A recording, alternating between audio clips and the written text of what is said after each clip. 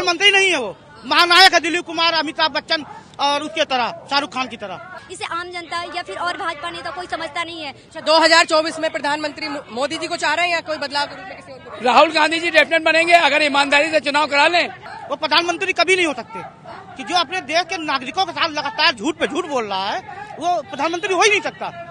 अब आप बताइए, क्राइम बढ़ेगा कि कम होगा? बढ़ेगा ना। जो क्राइम जब बढ़ रहा है, नौजवान बेरोजगार है, सड़कों पे घूम रहा है, उसको वकालत करने के बाद तखत नहीं मिल रहा कचहरी में। जो बात वो पहले कह के आते हैं कि कभी उन्होंने जो कोरोना के लिए कहा था, जो बात उन्होंने जीएसटी के संबंध में कही थी, या जो बात अभी जो है पेटीएम के लिए कहा था, वो सच साबित। 1 अरब 35 करोड़ की जनसंख्या को लगातार बेवकूफ बना रहे हैं। इसलिए फैन हूँ, इस सदी का सबसे बड़ा महानायक अगर कोई है तो नरेंद्र मोदी जी है। आज ये 5 मुद्दों को लेकर न्याय यात्रा लेके निकले हैं। पहला महिला उत्पीड़न, दूसरा किसानों के लिए, तीसरा नौजवानों की नौकरी के लिए। ये 5 मुद्दे ऐसे हैं जिनको न्याय यात्रा लेके इनको 6700 किलोमीटर की लेके निकलनी पड़ी है। राहुल गांधी, मोदी जी दुनिया के सबसे अच्छे, हिंदुस्तान के सबसे अच्छे स्पीकर हैं, लेकिन राहुल गांधी स्पीकर नहीं है, लेकिन ये देश का सबसे अच्छा थिंकर है। और ये देश को थिंकरों की जरूरत है, स्पीकरों की जरूरत नहीं है। इस वक्त हमारी मौजूदगी है उत्तर प्रदेश की राजधानी लखनऊ में। आप देख सकते हैं माहौल किस तरीके से लोग जो है राहुल गांधी का यहाँ इंतजार कर रहे हैं, और राहुल गांधी कुछ ही वक्त में यहाँ पहुंच रहे हैं। लोगों से जानने की कोशिश करेंगे कि इस भारत जोड़ो यात्रा का 2024 में जो है असर देखने को मिलेगा। क्या लग रहा है, 24 चुनाव नजदीक है, इस यात्रा से चुनाव पर असर पड़ने को मिलेगा? पढ़ना तो चाहिए, क्योंकि मैं राहुल गांधी जी से यही निवेदन करना चाह रही हूँ कि जो हमारे देश में बेरोजगारी की समस्या चल रही है, बेरोजगारी पे ज्यादा से ज्यादा वो ध्यान दे, क्योंकि हर रोज नए फॉर्म आ जाते हैं, हर रोज नई वैकेंसियां आ जाती हैं, लेकिन कोई वैकेंसी ये क्लियर नहीं करा पाते हैं। तो वैकेंसी आने के बाद बच्चे अपने जो सेविंग पैसे इकट्ठा किए रहते हैं उनसे फॉर्म भरते हैं। फॉर्म भरने के बाद कोई सारे पेपर या तो लीक हो जाते हैं या तो कोर्ट तक मामले पहुंच जाते हैं, उस पर कोई चर्चा नहीं होती है। हम स्टूडेंट का दर्द और कोई जानता नहीं है। हम लोग जितना इस पे अंदर ही अंदर जितना हम लोग घुटन करते हैं, इस पे कम से कम राहुल गांधी जी से मैं रिक्वेस्ट करती हूँ कि ज्यादा से ज्यादा वो बेरोजगारी पे ध्यान दे। क्या लग रहा है, इस यात्रा से असर देखने को मिल रहा है, फायदा होगा कांग्रेस? हाँ, बिल्कुल फायदा होगा। असर दिख रहा है मुझे कि राहुल गांधी जी आ रहे हैं और इतने सारे लोग इकट्ठे हुए हैं, तो फायदा मिलना चाहिए। और लोगों को, जितने सारे यहाँ युवा छात्र हैं, उनको ज्यादा से ज्यादा इस आवाज उठानी चाहिए कि बेरोजगारी जो हमारे देश की है वो खत्म हो बेरोजगारी, और इस पे वो क्या होता है डिस्कशन करें। जिस तरीके से महिलाओं की सुरक्षा की बात करती है, रोजगार की बात करती है भाजपा सरकार, आपको लग रहा है कि वो अपने वादों पर खरा नहीं, बिल्कुल नहीं खरा उतर रही है, क्योंकि रोज हमेशा आए दिन ये तो हमेशा वैकेंसी निकाल देते हैं, लेकिन वैकेंसी निकलने के बाद उस पर कोई भी परीक्षा ये कोई भी क्लियर नहीं करा पाते हैं। सारी पेपर वैकेंसी निकालेंगे, हम फॉर्म सबमिट करते हैं, फॉर्म सबमिट करने के बाद कोई भी उनका एक भी पेपर एग्जाम क्लियर नहीं करा पाते हैं, या तो वो हाई कोर्ट जाता है या तो उस पे वो पेपर ही लीक हो जाता है। इससे हम स्टूडेंट को कितनी परेशानियां होती हैं, इसे आम जनता या फिर और भाजपा नेता कोई समझता नहीं है। तो मैं रिक्वेस्ट कर रही हूँ इस पे ज्यादा से ज्यादा ध्यान दे। जो हमारे आए दिन शिक्षा के स्तर नीचे जा रही है, इसको नीचे नहीं जाना चाहिए। 2024 चुनाव में क्या चाह रहे हैं आप? 2024 चुनाव में मैं यही चाह रही हूँ कि राहुल जी को ज्यादा से ज्यादा उनके ऊपर भी सारे लोग सपोर्ट करें और हमारे बेरोजगारी पे आवाज उठाएं। मोदी जी सही काम नहीं कर रहे हैं? मोदी जी सही काम कर रहे हैं, लेकिन जो ये फॉर्म निकाल रहे हैं उस फॉर्म पे वो डिस्कशन सही से नहीं कर पा रहे हैं। कोई भी पेपर एग्जाम, अगर मोदी जी सही काम कर रहे हैं तो बदलाव, मोदी जी सही काम कर रहे हैं तो बदलाव इसलिए होनी चाहिए कि फॉर्म तो वो निकाल दे रहे हैं, लेकिन कोई भी फॉर्म एग्जाम क्लियर नहीं हो पा रहा है, तो इससे हम स्टूडेंट को परेशानियां हो रही हैं जो कि क्लियर होना चाहिए। क्यों? क्या कहेंगे मैम, 2024 में क्या चाह रहे हैं? हमें नहीं बोलिए क्या कहेंगे, कहाँ से आए? बाराबंकी, यही जिला वाराणसी, उत्तर प्रदेश। माननीय सांसद जी के साथ रहते हैं हम लोग, तो हम लोग बदलाव चाहते हैं। और बदलाव का मतलब ये ऐसा बदलाव नहीं, बदलाव में सबसे पहले जरूरत है हमें कि ईवीएम पर जो चल रहा है धरना प्रदर्शन आंदोलन, ये लोग ईवीएम के आधार पर 400 पार दिखा रहे हैं। अब 10 दिन बाद ये कह रहे हैं 370 पार हैं हम, तो ऐसा कैसे? इनका कौन सा मीडिया का वो है? मोदी मैजिक है। ये मीडिया को तो मालूम नहीं, मीडिया यह बात नहीं बता रही। मोदी मैजिक नहीं है, ये मोदी मैजिक है, ये पूरी तरीके से फैलाया हुआ है। और मोदी योगी जी उत्तर प्रदेश में 80 की 80 सीट चाहते हैं, मिल जाएगी। और ये घोषणा भी कर दी इन्होंने कि 1 सीट भी किसी को नहीं मिलेगी। तो ऐसा कैसे? ये बेईमानी है। और ये प्रशासन पे दबाव डालते हैं, रिजाइन देने की बात करते हैं। प्रशासन से कहते हैं अगर हमारी बात नहीं मानी तो इस्तीफा घर पहुंच जाएगा। तो प्रशासन IAS हो चाहे PCS हो, जितने भी अधिकारी हैं इनके दबाव में काम कर रहे हैं और ये अगर दबाव बना रहेगा तो ये देश हमारा गुलामी की तरफ बढ़ जाएगा। अच्छा, 2024 में प्रधानमंत्री मोदी जी को चाह रहे हैं या कोई बदलाव के रूप में किसी और को? राहुल गांधी जी डेफिनेट बनेंगे अगर ईमानदारी से चुनाव करा लें, वोट पे अगर चुनाव करा लें तो राहुल गांधी से अच्छा नेता इस देश में इतनी मेहनत करने वाले व्यक्ति आज ये 5 मुद्दों को लेकर न्याय यात्रा लेके निकले हैं। पहला महिला उत्पीड़न, दूसरा किसानों के लिए, तीसरा नौजवानों की नौकरी के लिए। ये 5 मुद्दे ऐसे हैं जिनको न्याय यात्रा लेके इनको 6700 किलोमीटर की लेके निकलनी पड़ी है। इससे पहले भारत जोड़ो यात्रा थी, कड़कड़ाते की ठंड और सर्दी में उन्होंने लोग लिहाफ और कंबलों में सो रहे थे, राहुल गांधी जी हाफ शर्ट में घूम रहे थे, क्योंकि न्याय दिलाना चाहते हैं। अगर देश का भविष्य चाहते हैं नौजवान, और अभी देखिए परसों पर्चा लीक हुआ, जिनकी 22 वर्ष उम्र थी, पर्चा लीक होने के बाद उनको नौकरी भी नहीं मिलेगी, अब उनका भविष्य अंधार में चला गया।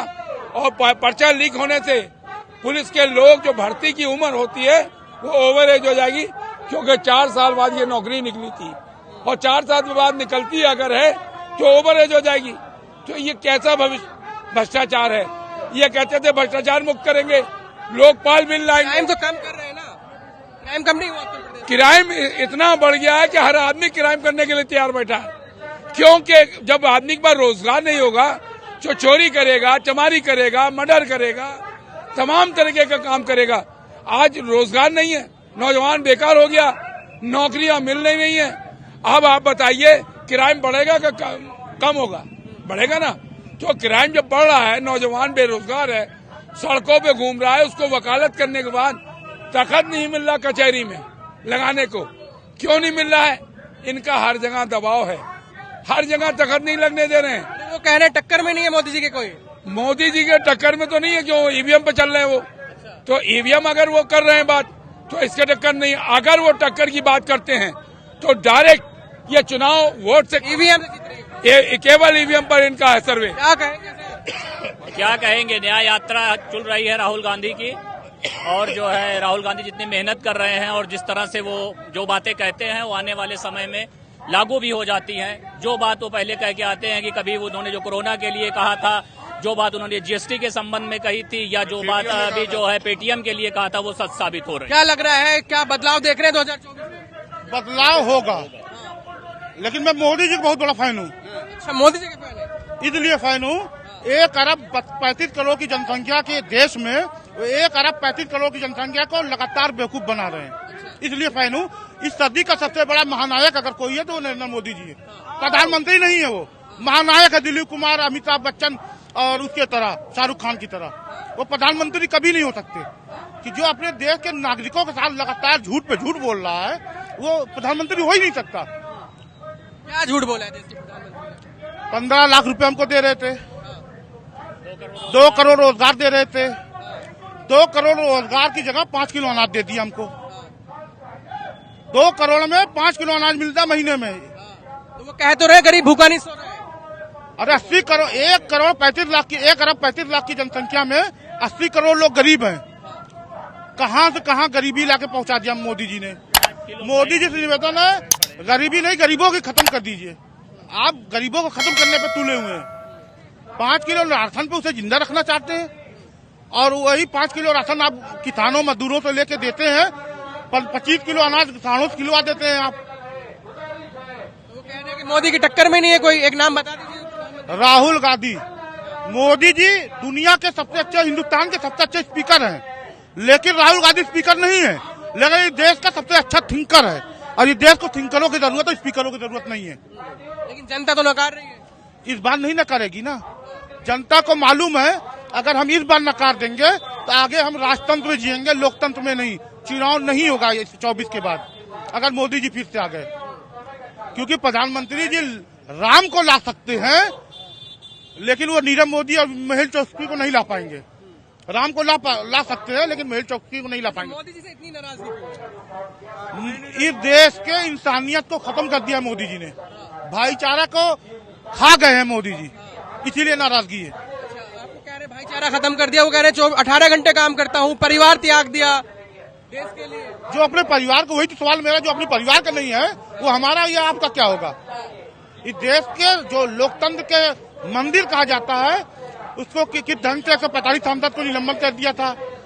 देश का सुप्रीम कोर्ट न्याय तंत्र का नंबर मंदिर, सुप्रीम कोर्ट को किस तरह काम कराया जा रहा है।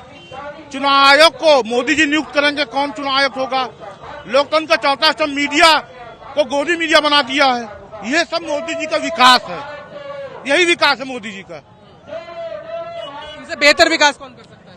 बेहतर विकास एक अच्छी सोच रखने वाला आदमी कर सकता है। भले तो वो स्पीकर अच्छा ना हो, वो अच्छी सोच रखने वाला एक ही आदमी देश में है, वो राहुल गांधी है।